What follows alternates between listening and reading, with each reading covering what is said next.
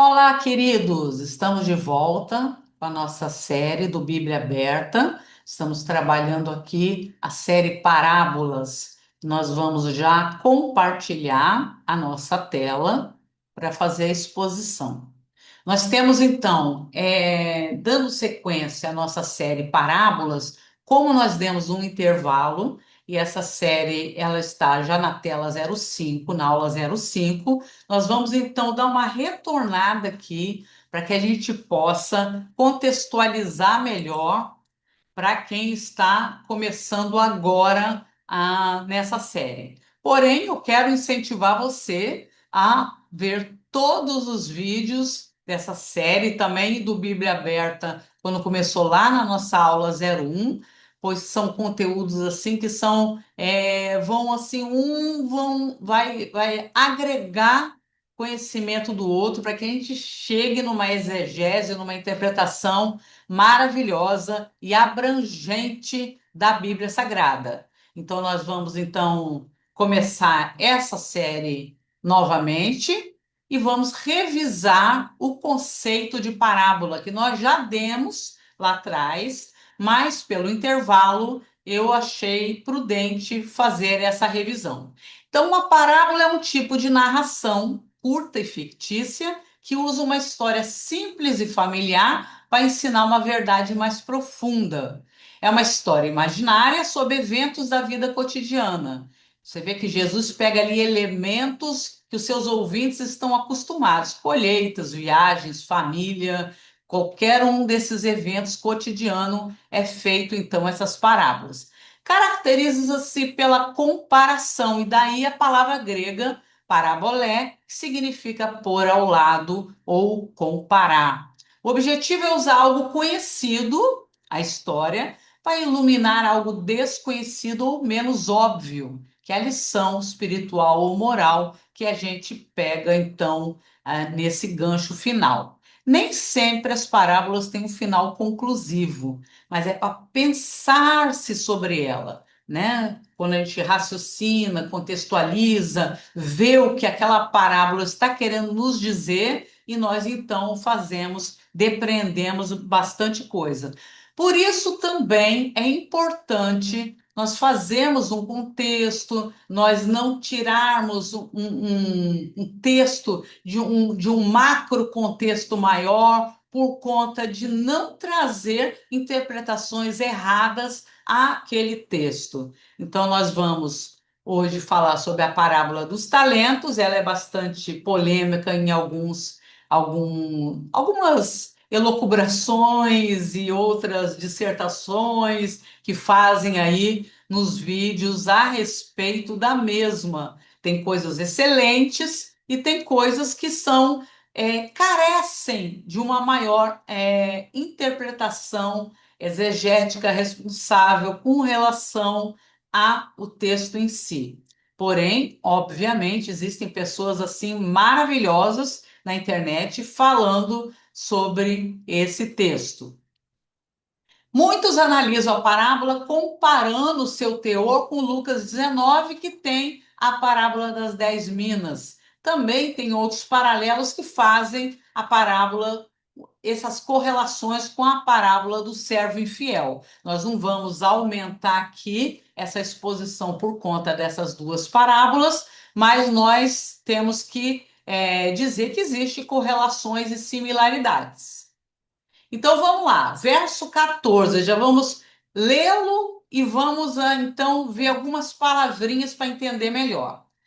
Ele começa assim: pois será como um homem que, ausentando-se do país, chamou os seus servos e lhes confiou os seus bens.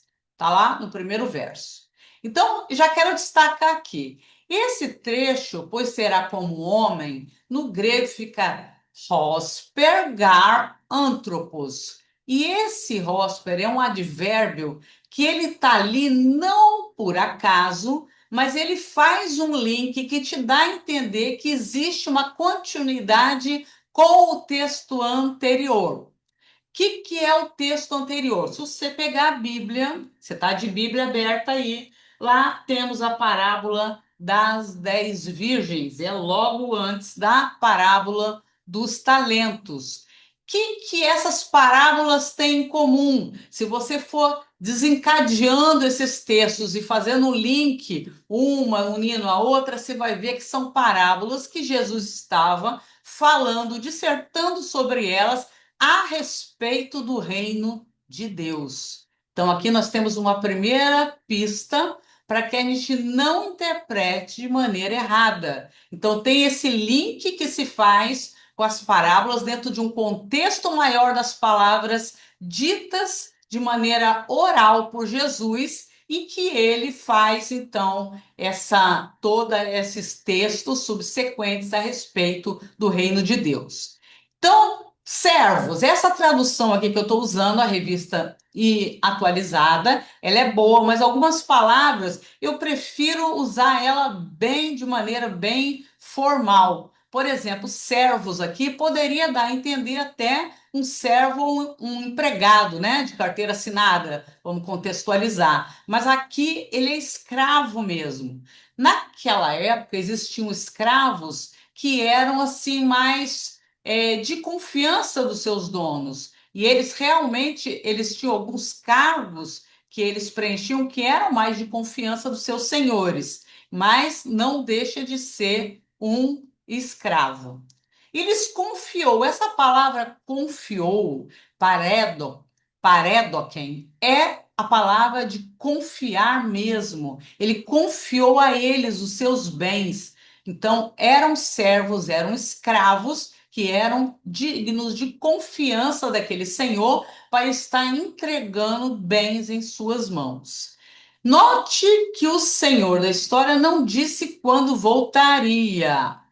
Ele disse ausentando-se do país. Ele não disse assim, ó, volto dia tal, para que as pessoas ficassem preparadas. Não há prazos aqui. Pode ser qualquer tempo. Então já começamos a ver a similaridade com a parousia, com a volta de Cristo, com as coisas que estão ainda para acontecer. Nós não temos um prazo, uma data, não nos é dado conhecimento de datas, de horas.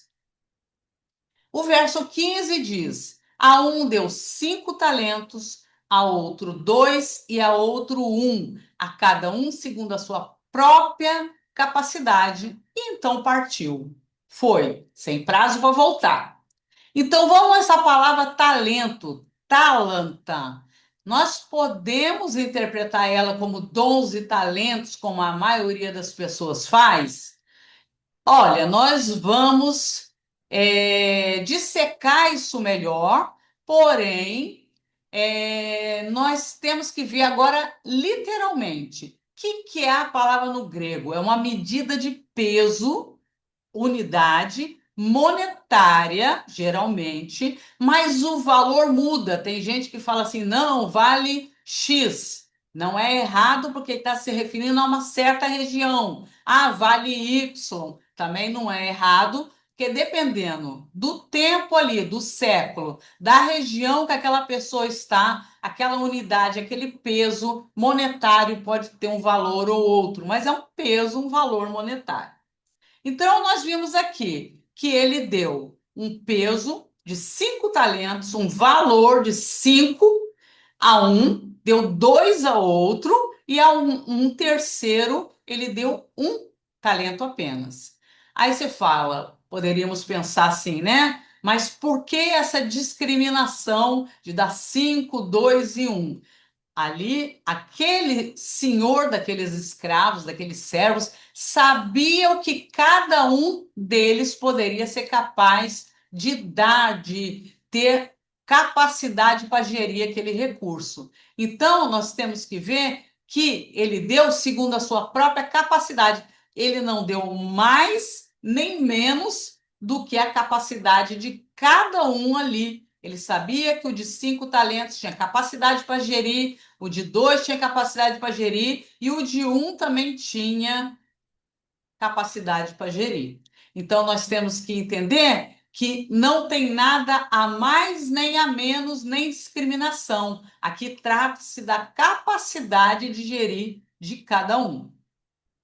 O que recebera 5 talentos saiu imediatamente. Aqui a palavra é um advérbio no grego muito bem traduzido, é o telos, bem traduzido. Ele demonstra essa importância que esse escravo deu à ordem do Senhor. Foi imediatamente ou logo em seguida a negociar com eles e ganhou outros 5. Ele duplicou aquele valor. Ele duplicou aqueles 5 talentos, ele transformou já em 10 talentos. Do mesmo modo, Rossaltos, de maneira similar, também está muito bem traduzido, do mesmo modo ou de maneira similar, o que recebera 2, ganhou outros 2, também duplicou ali aquele patrimônio, aquele talento, aquele peso.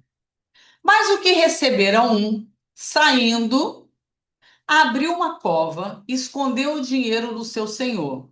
Veja, ele não é desonesto, ele não roubou, mas não fez nada diante de uma responsabilidade que ele ainda recebeu. E ele viu 2 exemplos positivos, que os 2 que antecederam a ele produziram, né, algo a respeito daquilo, tomaram uma atitude em relação à responsabilidade dada. Depois de muito tempo, e aqui muito tempo é metade polincronon, em tempo cronológico, demorou muito, voltou o senhor daqueles servos e ajustou contas com eles. Há uma semelhança aqui com a parousia ou não? Existe uma prestação de contas que nós temos em relação à segunda vinda de Cristo? Não tem uma prestação de contas? Não tem algo que o Senhor vai requerer de cada um? Verso 20. Então, aproximando-se o que recebera 5 talentos, entregou outros 5, dizendo: Senhor, confiaste-me 5 talentos, eis aqui outros 5 talentos que ganhei. Disse-lhe o Senhor: Muito bem, servo bom e fiel, foste fiel no pouco, sobre o muito te colocarei. Entra no gozo do teu Senhor. Como ele diz, muito similarmente ao que ganhou 2, eu vou deixar para comentar no próximo slide. E aproximando-se também o que recebera 2 talentos, disse: Senhor, 2 talentos me confiaste, aqui tens outros 2 que ganhei. Disse-lhe o Senhor: Muito bem, servo bom e fiel. É fiel, pisté. Foste fiel no pouco, sobre o muito te colocarei. Entra no gozo. E aí, essa palavra é alegria, regozijo do teu Senhor. Poderia ser uma honraria se fôssemos olhar para esse século, poderia ser um banquete como esse que a gente ilustrou aqui. Aquele senhor convida aquele escravo para um banquete, para na sua casa, entra no gozo, na alegria, no regozijo do teu Senhor. Poderia ser uma honraria, poderia ser um galardão, poderia ser algo assim que é comparado a um gozo, a uma alegria que é compartilhada agora com o Senhor do seu escravo. Chegando por fim o que recebera 1 talento, disse: Senhor, sabendo que és homem severo, que ceifas onde não semeaste e ajuntas onde não espalhaste, receoso, escondi na terra o teu talento. Aqui tens o que é teu. Bom, poderia ter variadas reações aqui desse senhor. Primeiro, porque ele é classificado aqui de esclerós, duro, exigente, violento. Ele já tem uma classificação por parte daquele que ganhou apenas 1 talento. Ele fala, sabendo que essa, ele classificou aquele senhor como duro, como exigente ou até violento. E incrementou que ceifas onde não semeaste e ajuntas onde não espalhaste. Receoso, fobeteis com medo. Ele estava com medo. Escondi na terra o teu talento, aqui tens o que é teu. Ele não roubou, ele devolveu, mas depreciou aquele patrimônio. Respondeu-lhe, porém, o Senhor: servo mau e negligente. Esse negligente é preguiçoso, indolente, tormentoso.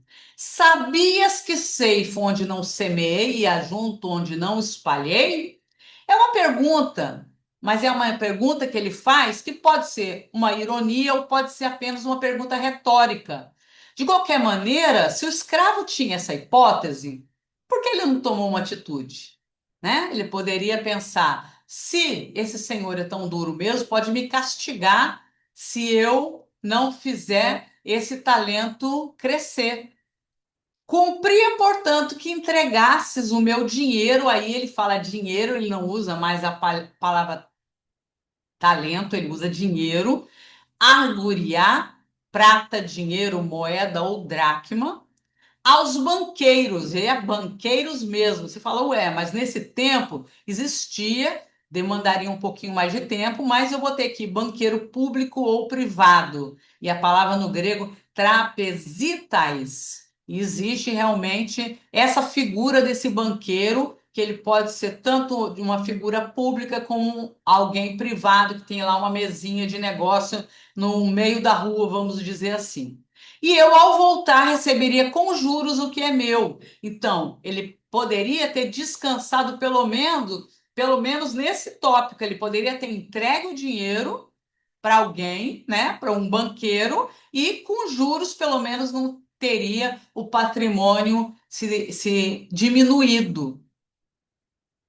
Tirai-lhe, pois, aí a ordem do senhor desse escravo. Tirai-lhe, pois, o talento e dai-o ao que tem 10.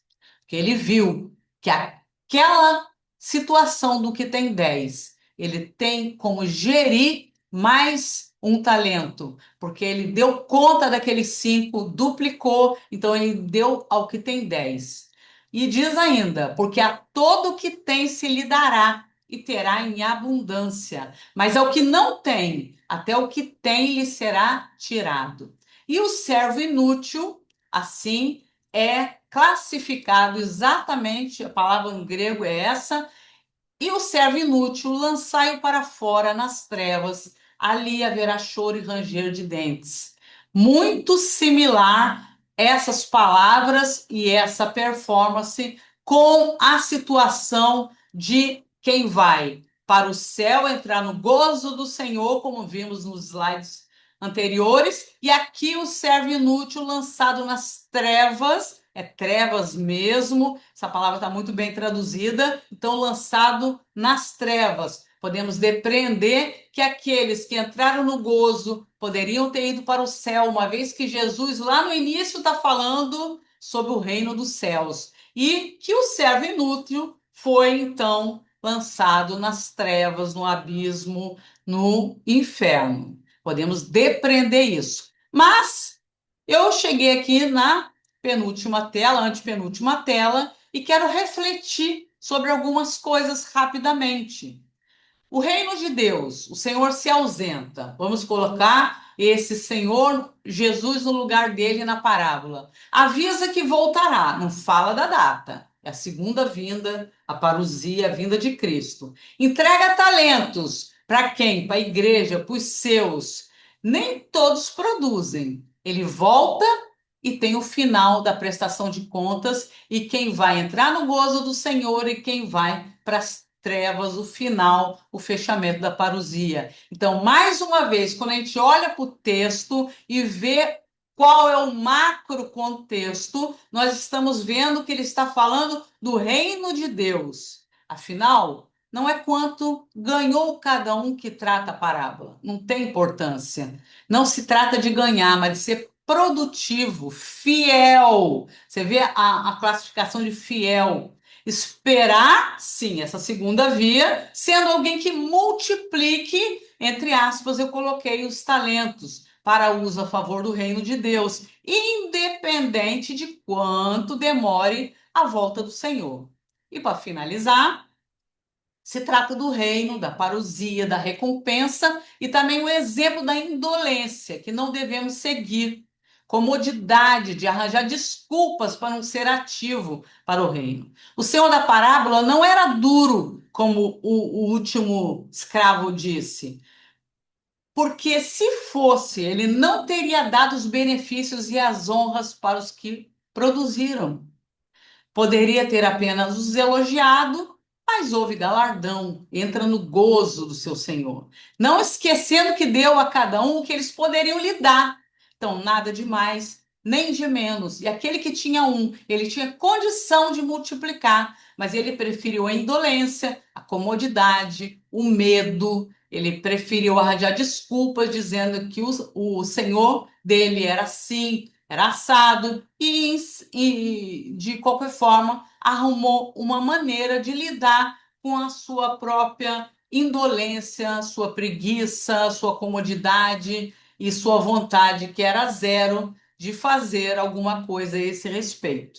Espero que tenham gostado, compartilhe o vídeo, curte, também assina o nosso canal e compartilha quantas pessoas você achar que pode aproveitar então dessa nossa fala, dessa parábola maravilhosa que nos ensina então com esse final belíssimo e também com esse final que nós podemos refletir sobre o que estamos fazendo com nossos dons, nossos talentos, com aquilo que Deus coloca em nossas mãos. Pode ser dons, pode ser talento, pode ser algo de valor, mas é um benefício que você tem que fazer para o reino de Deus. Então, o que estamos fazendo, o que estamos produzindo, nós temos que refletir com essa beleza de estarmos imaginando esse final. Como eu disse, a parábola, às vezes, precisamos depreender algumas coisas. E eu espero que sirva para que nós possamos, então,